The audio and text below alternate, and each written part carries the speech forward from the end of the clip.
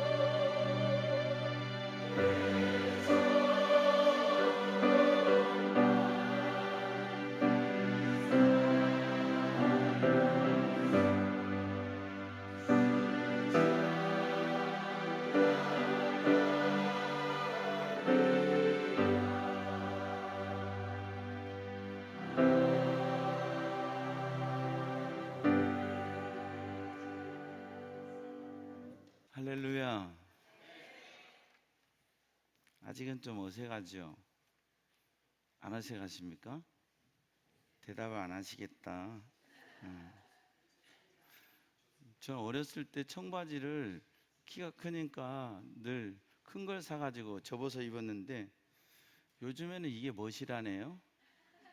그래서 시키는 대로 이렇게 청바지 접어 입고 왔으니까 어르신들은 마음이 좀 불편하시더라도 요즘 트렌드다 그렇게 생각해 주시면 감사하겠어요. 몇 가지 먼저 영상을 하나 우리 시청하도록 하겠습니다. 준비한 영상이 있습니다. 손 잡아주시고 하늘에 천군 천사 보내주시옵소서. 고통은 떠나가게 하시고 이 고통 속에서 하늘문 열리게 하시고 주님 바라보며 주님 은혜 안에서 주님 품에 안길 수 있도록 도와 주시옵소서. 사랑하는 집사님 영혼을 주님께 맡깁니다. 주님이 책임져 주시고 주님 품에 안길 수 있도록 도우셔서 천국 가는 길 주님과 더불어 기쁨으로 주의 품에 안길 수 있도록 도와 주시옵소서. 우리 주님 공정문 집사님 사랑해 주시고 하나님의 위로와 성령의 은혜가 이 남은 생의 영적 싸움에서 넘칠 수 있도록 승리할 수 있도록 붙들어 주시옵소서. 감사합니다. 예수님 이름으로 기도하나이다. 아멘. 아멘.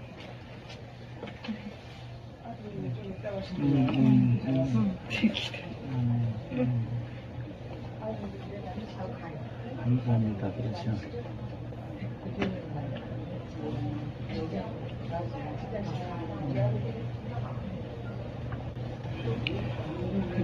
찾아요.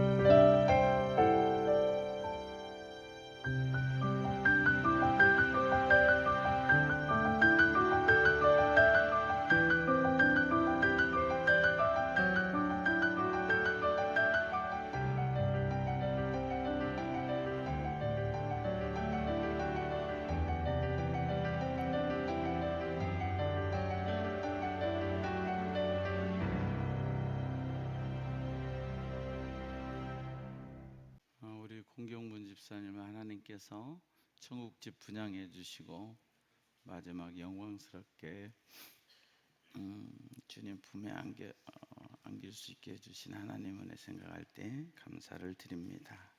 함께 기도해 주시고 협력해 주신 모든 분들께도 감사를 드립니다.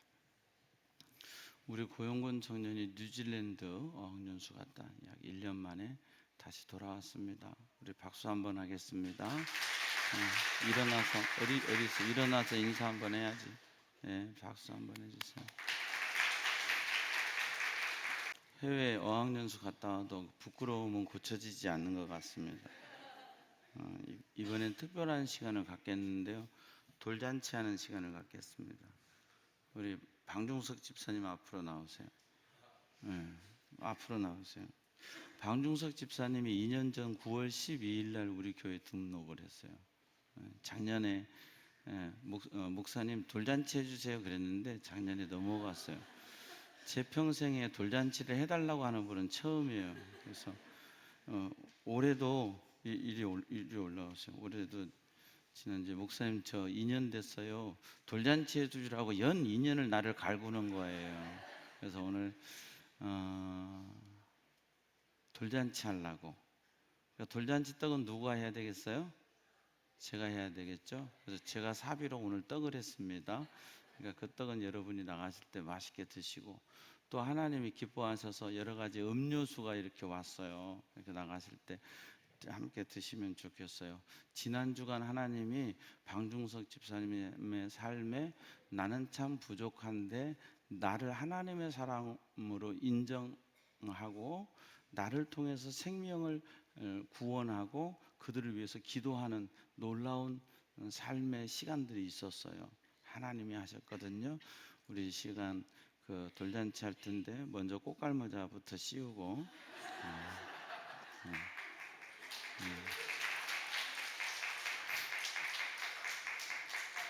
70 넘어 돌잔치라니 이게 뭔지는 모르겠지만 이게 믿음 안에 가능합니다. 우리 놀라운 날이었네. 생일 축하. 영적으로 다시 태어난 날 이 찬양을 같이 하도록 하겠습니다.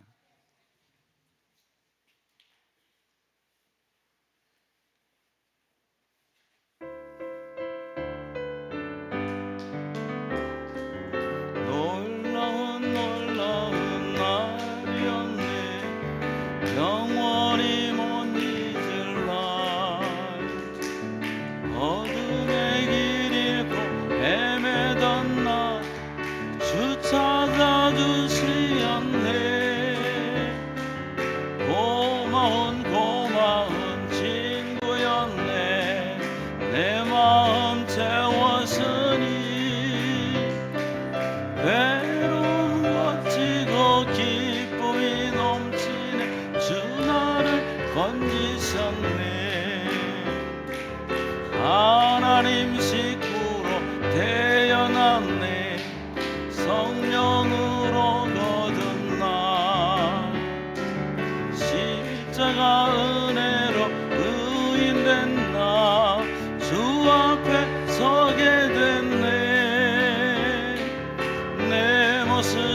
대로 나왔을 때 내 죄를 용서했네.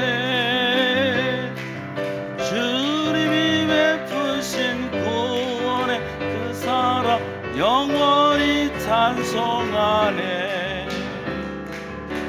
이제는 왕실한 소망인데 세월이 지나간 후 영원한 천국의 길이 살리 웅장한 그곳에서 예수님 사랑을 깨달은 날 놀라운 날이었네. 영원한 사랑과 놀라운 은혜로 나 구원 얻었다네. 모든 영광 하나님께 기도하겠습니다. 하나님 아버지, 세상의 나이로는 70이 넘어서 주님 앞에 갈 날을 기다리고 있지만 영적으로 믿음의 나이는 이제 2살 되어서 돌잔치 해주세요 하는 말 하나님이 기억하시고 오늘 이렇게 우리 방중석 집사님 생각지도 못했고 감당할 수 없는 놀라운 은혜 허락해 주셔서 하나님 앞에 있게 하신 거 감사합니다. 세월이 흘러갈수록 더 예수 사랑으로 굳게 메워주시고 세월이 흘러갈수록 성령님이 붙들어 주시고 세월이 흘러갈수록 하나님의 사랑 안에 더 붙들림 받는 종이 되게 해 주시옵소서. 더 보혈의 능력으로 나는 깨지고 나는 무너지고 나는 다듬어지고 예수 그리스도의 사람으로 주님의 마음 본받아 더 성화되고 더 주님께 가까이 가는 귀한 집사님 되게 주시옵소서. 하늘에 그 이름 생명책에 기록하셨사오니 천국 가는 그날까지 좌로나 우로나 치우치지 않고 오직 예수로 하나님 영광 위에 달려가는 복된 생애 되게 주시옵소서. 사랑하는 박수옥 권사님 평생 남편 위에 가정 위에 기도한 거 하나님 들으셨사오니 사랑하는 여정 위에도 은혜 주시고 가정 속에 하나님의 나라 이루어지고 복음에 살아가는 복된 가정 되게 하옵소서. 감사하고 예수님 이름으로 기도하옵나이다. 아멘. 깜짝 놀랄 것 같으니까 미리 말씀드려요. 폭죽 터뜨려요. 자, 폭죽 터뜨립니다.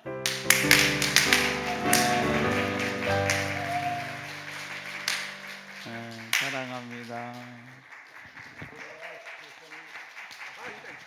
나 오늘 진짜 나 얼떨떨해. 들어가세요. 자, 돌떡은 나가실 때 받으세요. 뭐 말로는 돌떡은 그냥 받는 거 아니라고 하던데 오늘은 그냥 받으셔도 돼요.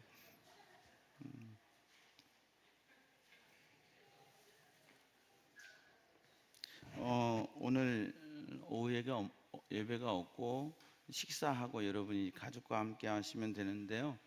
식당에 우리 김순곤 장로님 가정에서 식사를 풍성하게 준비해 주시고 과일도 준비해 주셨어요. 기억하시고 꼭 같이 교제하시고 나누시기 바래요. 돌잔치 선물은 우리 방중석 집사님 가정에서 하나님 앞에 이미 드렸어요. 그러니까 여러분 떡 나누시고 우리 집사님 정말 어린아이 같은 마음으로 돌잔치 하게 해주세요 한 거 기억하시고 우리 집사님 위해서 기도해 주시고 지난 주간 한 생명을 살리는 놀라운 일을 하나님이 하셨어요. 그리고 그들이 집사님께 기도해 주세요. 그러니까 내가 어떻게 기도했는지도 모르겠대요. 정신이 없어서. 그러니 기도해 줬대요. 그들이 나를 예수 믿는 사람으로 알고 위에서 기도해 주라고 했던 얼마나 감사해요. 더 귀한 가정 위해서 기도하고 아들 승혁이 있습니다. 승혁이 우리 교회 와서 믿음으로 하나 되고 남은 여생 하나님이 책임져 주시는 아들 될 수 있도록 귀한 가정 위해서 기도해 주시기 바랍니다. 방중석 집사님 생각해 보면 사실은 예수 믿기 쉽지 않은 분이에요. 성격도 급하고 한번 화가 나면 불같이 화가 나는 그런 성격이 있어요. 그렇기 때문에 우리 박수옥 권사님이 옆에서 고생 많이 했죠. 예수 믿을 스타일이 아니고, 목사님 저는 예수 못 믿어요, 죄가 많아서. 그건 솔직한 고백이에요. 제 손잡고 예수님 영접하고 기도합시다. 주님은 죄인 부르러 온 거지 의인 부르러 온 거 아니에요. 할 때 그래도 저는 나쁜 짓 많이 했어요. 그러니까 예수를 믿으셔야 돼요. 그리고 손잡고 마음에 예수님 영접하고 그 다음 주일부터 양복 새로 사입 입으시고 이발 꽁지머리 자르시고 이발하시고 교회 나오셔서 여러분 세례 받으시고 집사님이 되셨어요. 어디 방중석 집사님만 그렇습니까? 우리의 삶을 돌이켜보면 놀라운 하나님의 은혜가 있는 거예요. 아, 나는 구원받을 만한 자격이 있어. 나 같은 사람이 구원 못 받으면 누가 받겠어? 그렇게 느끼고 있다면 교만한 거예요. 신앙 안에서, 믿음 안에서 영적인 눈을 뜨면 나 같은 것이 어떻게 구원받았을까? 나 같은 것이 얼마나 어떻게 하나님의 자녀가 됐을까? 강팍한 나, 교만한 나, 나밖에 모르던 나, 내 것만 취하던 나, 세상이 다인 줄 알고 살던 나가 변화돼서 천국을 바라보고 천국 소망을 가지고 살 수 있는 것은, 그것은 단 한 가지예요. 나에게 이유가 있는 게 아니고 하나님께 있는 거예요. 하나님의 놀라우신 은혜로, 하나님의 놀라우신 사랑으로 오늘 우리를 이렇게 예배의 자리에 불러주신 거예요. 마태복음 1장은 예수님의 족보를 얘기하고 있어요. 여러분 가정에 족보가 있으신지 모르겠지만 족보에는 안 좋은 거 기록하지 않습니다. 좋은 거 기록해 놓죠. 사람들이 그렇잖아요. 자서전을 쓰면요, 안 좋은 건 쏙 빼고 좋은 것만 미화해서 책에 넣습니다. 그런데 성경에 보면 참 부끄러운 일인데 예수 그리스도의 족보에 집어넣어요. 무슨 얘기냐? 오늘 본문에 유다는 다말에게서 베레스와 세라를 낳고 그랬어요. 예수님의 족보에 있어서는 안 되고 들어가서도 안 되는 거룩하신 예수님, 하나님의 아들이신 예수님, 그가 하나님이신 분이 이 땅에 오셨는데 그가 오시는 길, 통로되는 예수 그리스도의 족보에 유다는 다말에게서 베레스와 세레를 낳고, 그러면 유다와 다말의 관계가 무엇인가? 창세기 38장에 나오는데요, 창세기 37장 26절에 보면 그럼 유다는 어떤 사람이냐? 유다는 야곱의 아들인데 야곱에게는 부인이 넷이 있고 자녀들이 있는데 이 네 어머니들로부터 자식이 나오니까 자녀 간에 시기와 질투가 많고, 야곱이 특별히 누구를 사랑했느냐면은 요셉을 사랑했어요. 왜냐하면 요셉은 자기가 사랑했던 라헬이라고 하는 부인의 아들이거든요. 그래서 요셉을 편애합니다. 특별히 좋은 옷, 채색 옷 지어 입히고 좋은 음식 먹이고, 형제들이 볼 때 그를 편애합니다. 그러니까 형제들의 마음속에 어떤 마음이 드냐? 너 한번 두고 보자. 네가 아버지 사랑은 받을 수 있을지 몰라도 한번 두고 보자. 우리가 언젠가는 한번 손봐줄 거야. 이런 마음을 먹고 있을 때 형들이 저 도단이라는 곳에서 양들을 치고 있을 때 아버지가 형들에게 간식 좀 갖다 주고 오너라 심부름을 시켰는데 마침 그때 형들이 작당을 하죠. 우리 저 아들 요셉 죽여버리자. 참 이게 있을 수 있는 일입니까? 저 아들 죽여버리자. 그러니까 르우벤이 야 죽이지 말고, 그렇게 그래도 우리의 형제인데 죽이지 말고 큰 웅덩이 하나 있으니까 거기다 던져놓자. 우리 손에 피 묻힐 거 뭐 있냐. 그때 유다라는 형이 창세기 37장 26절에 유다가 나서 이렇게 말합니다. 형제들에게 우리가 우리 동생을 죽이고 그의 피를 덮어둔들 무엇이 유익하겠냐.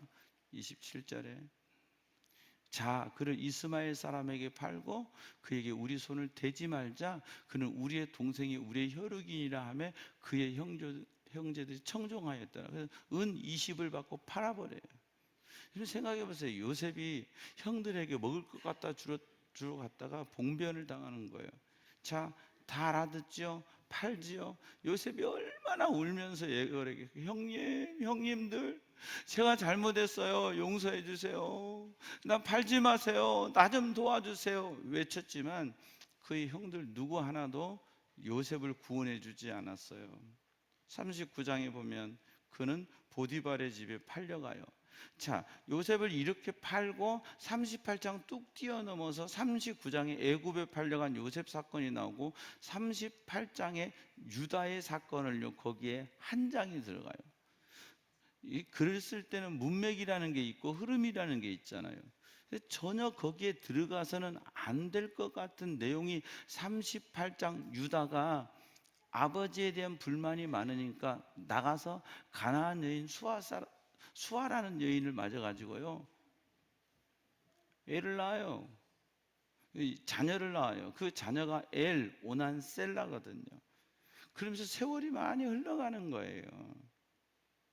그리고 이 오난 셀라가 성장했어요. 그래서 엘을 결혼시켰네요. 근데 엘의 부인이 누구냐? 다말이에요. 다말은 이쁘다는 뜻이거든요. 아주 이쁜 여자 아들한테 준 거예요. 근데 엘이 죽었어. 하나님의 치심을 따라서. 그래서 그의 동생 오난에게 계대법, 수혼법이라 해서 계대법이라는 것이에요. 대를 이어서 계속 갈 수 있도록 해주는 계대법이라는 게 있어요. 형이 죽고 자식이 없으면 형수에게 동생이 동침해서 아들을 낳아서 그 아들은 형의 이름으로 기업을 이루고 형의 족보에 올리는 것을 계대법이라고 그래요. 족보가 끊어지게 하지 않기 위해서 그 계대법을 따라서 오난을 다말에게 줍니다. 네가 형수와 동침해서 형의 기업을 물려주라. 근데 오난이 딱 머리를 굴리는 거예요. 형수와 동침하는데 아들 나오면 이거 내 재산이 형에게로 가네. 그리고 어떻게 하냐? 씨를 주지 않았다. 체외 사정을 한 거예요. 그러니까 하나님이 오난도 요 괘씸하네. 지 욕심 부리려고 인간의 방법성 오난도 죽여버린 거예요. 아버지 입장에서 보니까 얼마나 마음이 아파요. 이 다말이 내 아들 둘 잡아먹은 거예요. 우리말로 표현하면. 응? 이뻐서 잘생겨서 잘 나서 좋은 가정에서 좋은 처자라 해가지고 데리고 왔는데 내 생때 같은 자식 둘을 잡아먹어버린 거예요. 그러니까 셀라라고 하는 셋째 아들이 있는데 이 아들이 컸는데도 계대법에 따라서 그 형들의 기업을 물려줘서 형수와 동침하게 해야 되는데 셀라를 안 주는 거예요. 그러니까 다말이 자기 친정에 가서 수절하고 있는데 어느 날 이 시아버지가 양치러 온다고 하는데 변장을 하고 창녀처럼 변장을 하고 길가에 앉았어요. 길가에 앉았다가 자기 시아버지 유다가 오니까 매춘을 하는 거예요. 매춘을 하고 난 다음에 내가 너한테 대가로 뭘 주랴. 그러니까 염소 지금 당장 줘야 되는데 그거 없으면 당신의 지팡이와 당신의 도장 이 보증할 만한 걸 나를 주세요. 그래서 유다가 그걸 줍니다. 그리고 유다가 다시 친구들 보내가지고 그 매춘 대가를 주려고 하니까 사람을 찾으니까 없는 거예요. 물어보니까 여기는 창녀가 없다. 이 지역에는 그런 못된 짓 하는 사람이 없다고 그러는 거예요. 이상한 일이다. 나는 이렇게 했으니까 내 잘못이 없지 하고 갔는데 시간이 지나가는데 소문이 들려오는데 다말이 임신해서 배가 불러온다는 거예요. 그러니까 유다가 사람을 보내서 끌어내서 불사르라. 아니 어디서 수절하고 살아야 될 며느리가 그렇게 사느냐. 끌어내서 불사르라.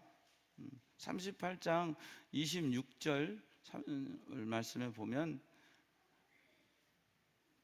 그렇게 얘기했을 때 이 끈 이거 이 보증으로 줬던 거 있잖아요. 그걸 딱 보면 이 사람으로 인해서 임신했습니다. 그러니까 그게 바로 나거든. 그러니까 26절에 유다가 그것을 알아보고 이르되 그는 나보다 옳도다. 내가 그를 내 아들 셀라에게 주지 아니하였음이로다 하고 다시 그를 가까이 하지 아니하였더라.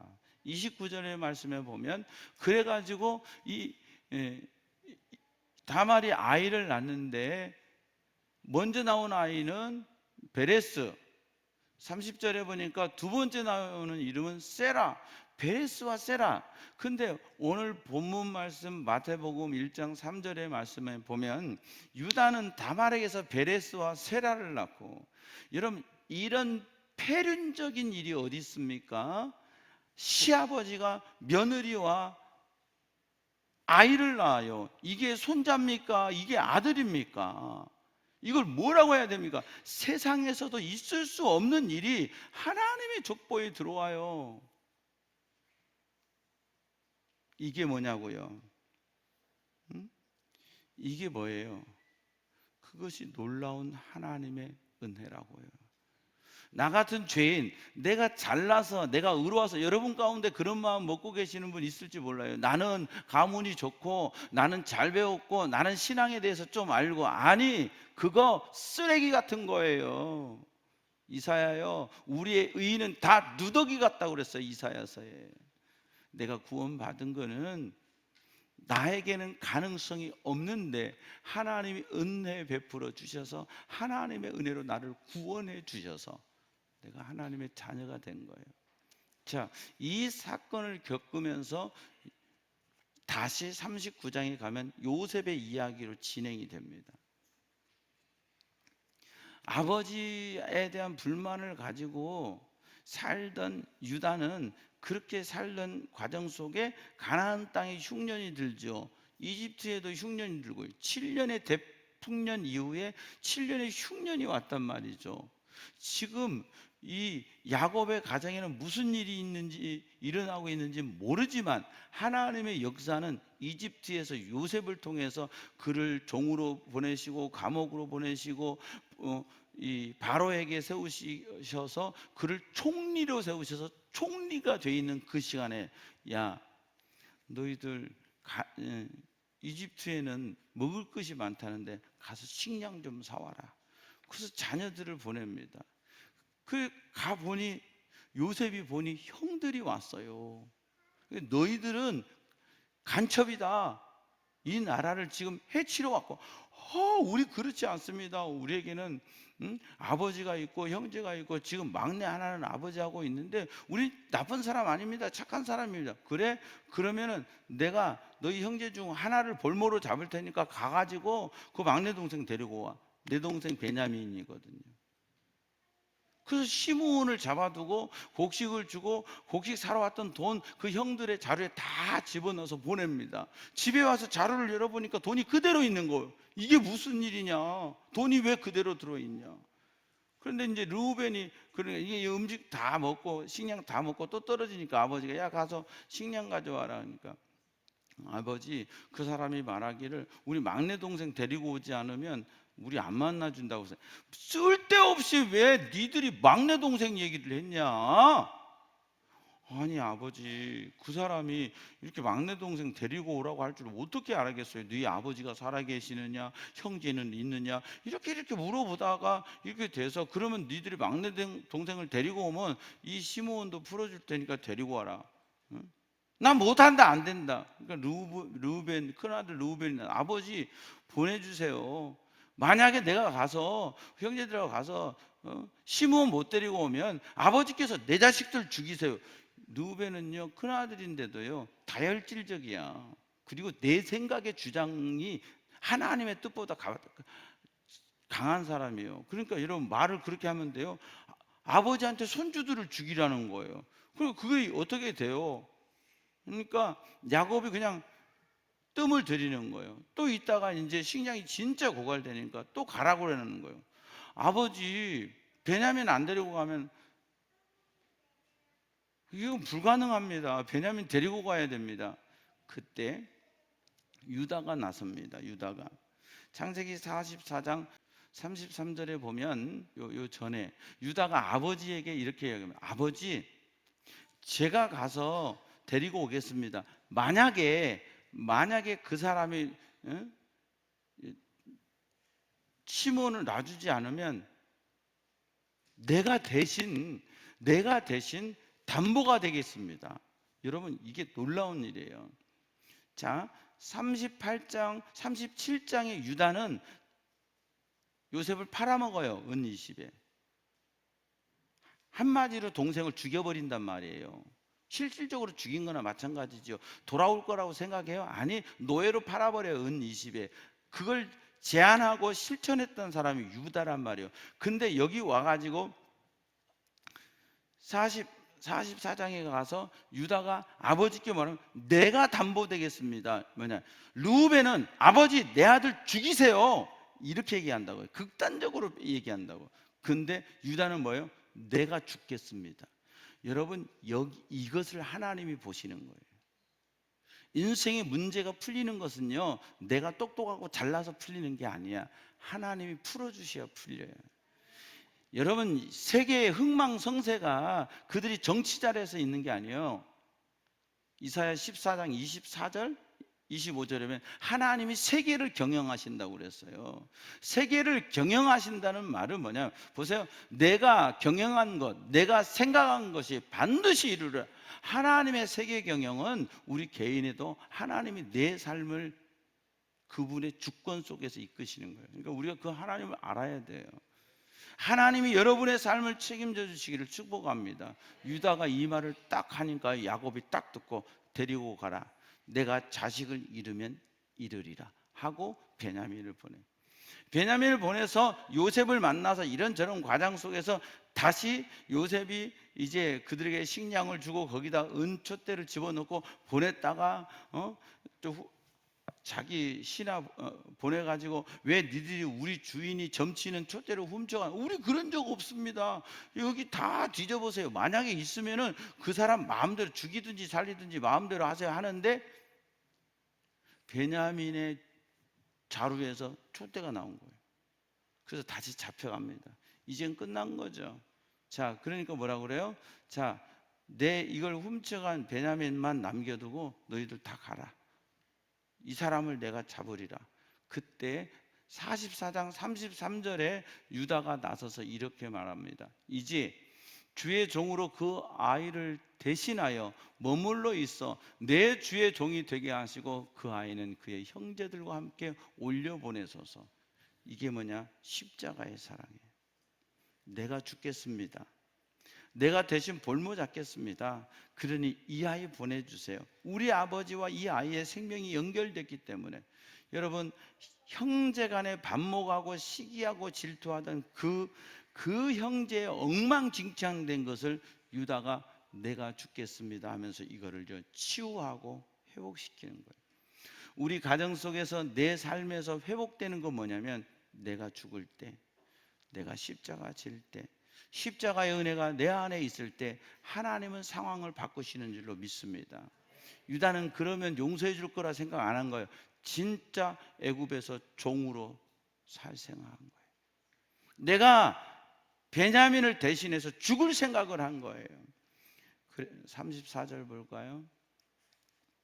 그 아이가 나와 함께 가지 아니하면 내가 어찌 내 아버지께로 올라갈 수 있으리까? 여러분, 38장에 유다가 아버지 집을 떠나서 가나안 수앗 사람 여자 만나가지고 가정 이룬 것은 아버지한테 반항한 거예요. 아버지, 나도 이젠 내 맘대로 살아요. 그랬는데요, 거기서 자식 키워보고 두 자식 먼저 죽고 다말에게서 베레스와 세라를 낳으면서 유다는 깨달은 거예요. 아, 부모라는 게 얼마나 힘든 건지. 자식이라는 게 내 마음으로 안 되잖아요. 한 자식 앞서 보내도 가슴에 피멍이 드는데, 이 가슴에 묻어놓고 평생 잊을 수 없는데 두 자식이 시퍼런 자식이 내 눈앞에 죽었으니 그 가슴이 얼마나 찢어져요. 그러면서 유다는 아비의 마음을 알기 시작해요.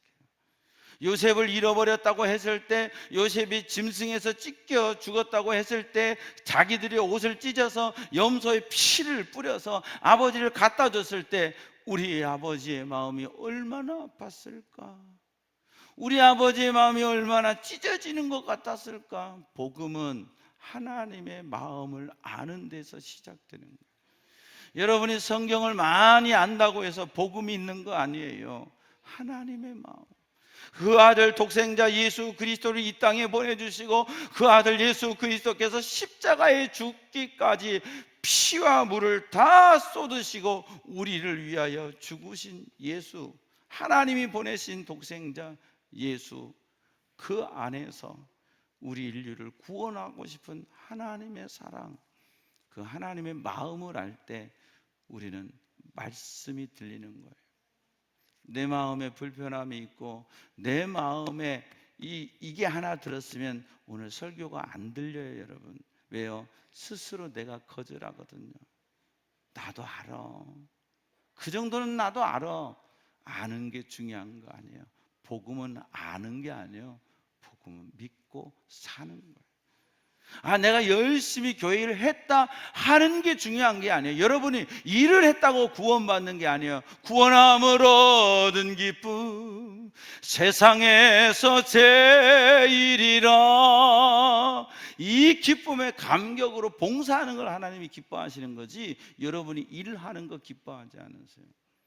하나님은 우리 없어도 얼마든지 돌들을 통해서도 일하시고 역사하시는 거예요.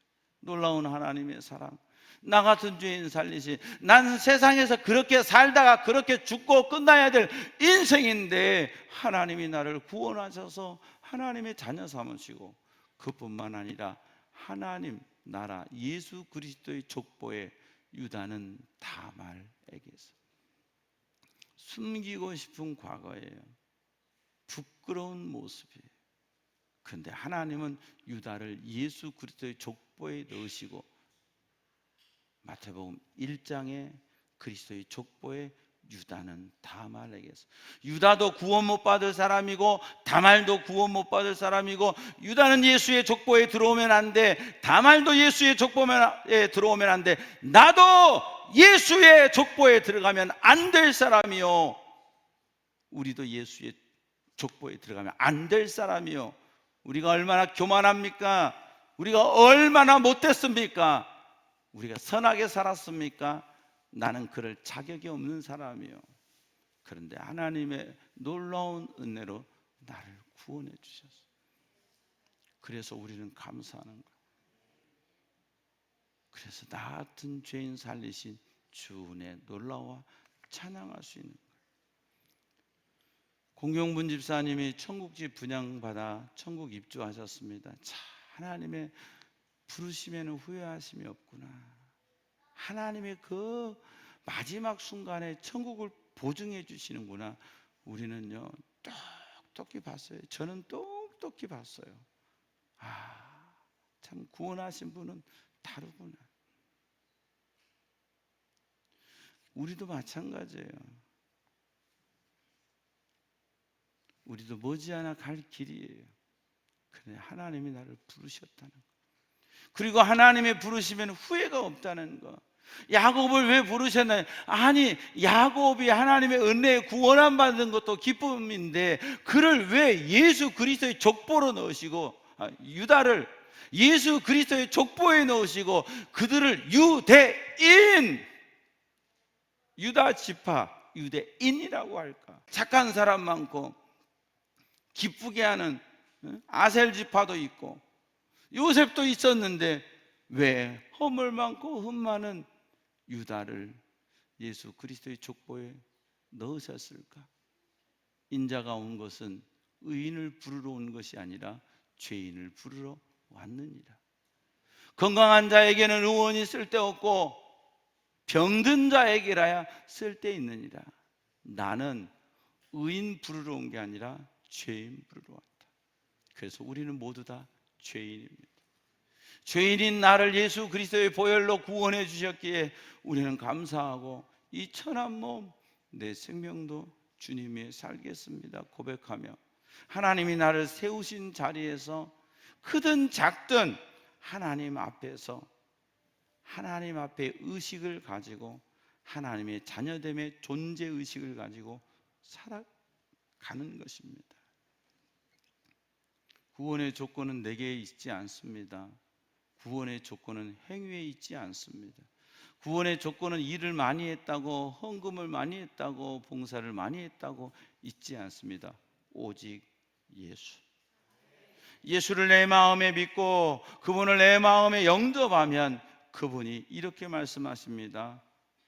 나로 말미암지 않고는 아버지께로 갈 자가 없느니라. 내가 곧 길이고 내가 곧 진리고 내가 곧 생명이다. 죽음 이후의 일을 우리가 어떻게 알아요? 아무도 경험을 못 해봤는데. 죽음 이후를 우리가 어떻게 책임질 수 있어요? 아무도 거기를 가보질 못했는데. 그런데 주님이 우리에게 가르쳐 주셨어요. 나 믿어. 나 믿으면 천국이 열려. 나 믿으면 너희 하나님의 자녀가 돼. 나 믿어. 너희들에게 자녀됨의 권세가 회복되면 내가 너희의 인생을 책임져. 할렐루야. 우리의 인생을 책임지시는 분은 오직 하나님 한 분. 나를 구원하시고 하나님의 자녀 삼으시는 분은 오직 예수 한 분. 유다처럼 내놓을 것도 없고 부끄러운 모습에 이름도 거명되지 않아야 될 그를 예수 그리스도의 족보에 집어넣으시고 그 일을 이루기 위해서 다윗을 세우시고 다윗의 왕위를 영원히 견고하게 하시고 다윗의 후손을 통하여 예수 그리스도를 나오게 하십니다. 저와 여러분 부족함이 많습니다. 우리는 죄인입니다. 내게 아무런 자랑할 게 없습니다. 가문이 좋아서? 금수저? 아니요. 나는 흙수저이니까, 나는 내놓을 것도 없으니까. 아니요. 그래서 하나님의 은혜가 더 놀라운 거예요. 놀라운 하나님의 은혜, 내 인생에 향하신 놀라운 하나님의 은혜, 말할 수 없고 효용할 수 없는 하나님의 은혜가 여러분에게 임했습니다.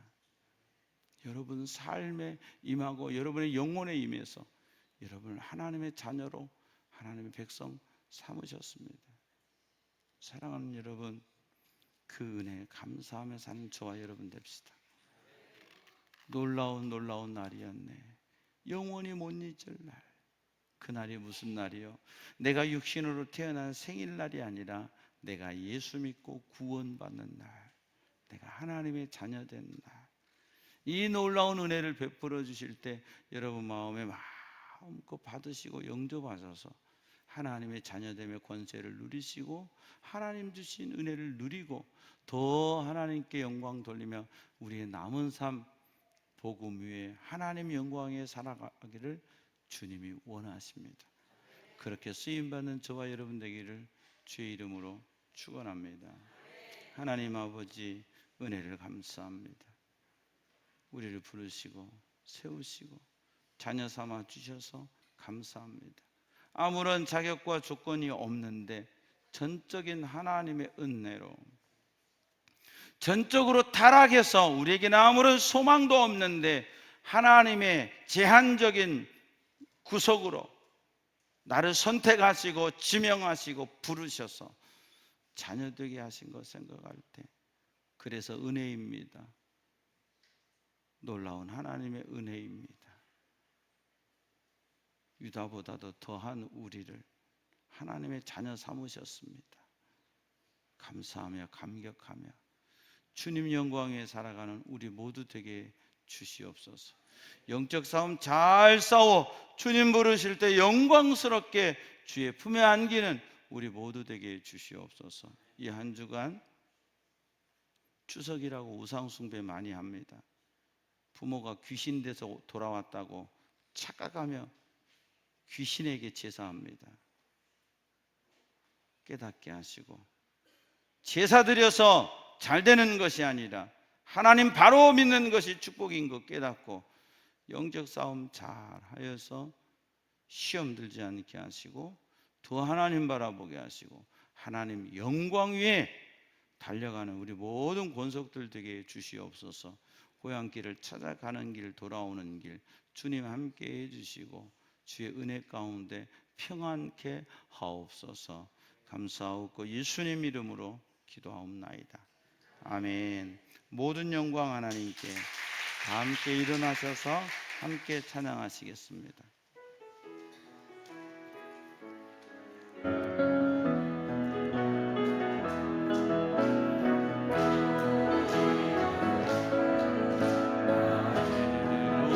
놓았다 이제 나타났으니 너희가 보고 알미라.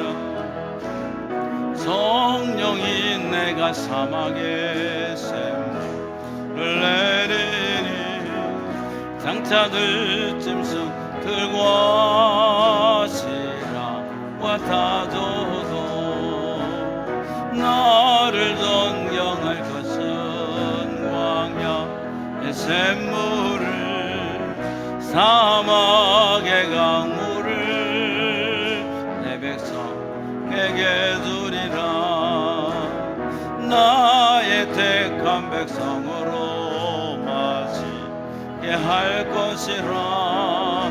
나의 택한 자들로 마시게 할 것이라. 여호와는 내게 복을 주시고 너를 지키시기 원하며 여호와는 그 얼굴을 내게 비치사 은혜 베푸시기 원하며 여호와는 그 얼굴을 내게로 향하여 드사 평강 주시기를 원하노라. 우리 각자가 놀라운 하나님의 은혜 받아 하나님의 자녀 되었습니다. 이 은혜를 받는 모든 권속들 되게 하여 주시옵소서. 그래서 하나님 영광에 오직 예수 위에 우리의 남은 삶을 영적인 싸움 싸우며 믿음의 선한 싸움 싸우며 하나님 영광에 달려가고 언젠가 우리를 부르시는 그날 영광스럽게 천국 입성케 하여 주시옵소서. 지금은 우리 구주 예수 그리스도의 은혜와 하나님 아버지의 무한하신 사랑과 성령의 교통하심이 사랑하는 성도들의 심령, 가정, 저들의 삶의 터전 위에 우리 교회 위에 우리 조국 대한민국 위에 세계 열방에서 복음 들고 달려가는 선교사님들 위에 이제로부터 영원토록 함께 하옵시기를 간절히 축원하옵나이다. 아멘.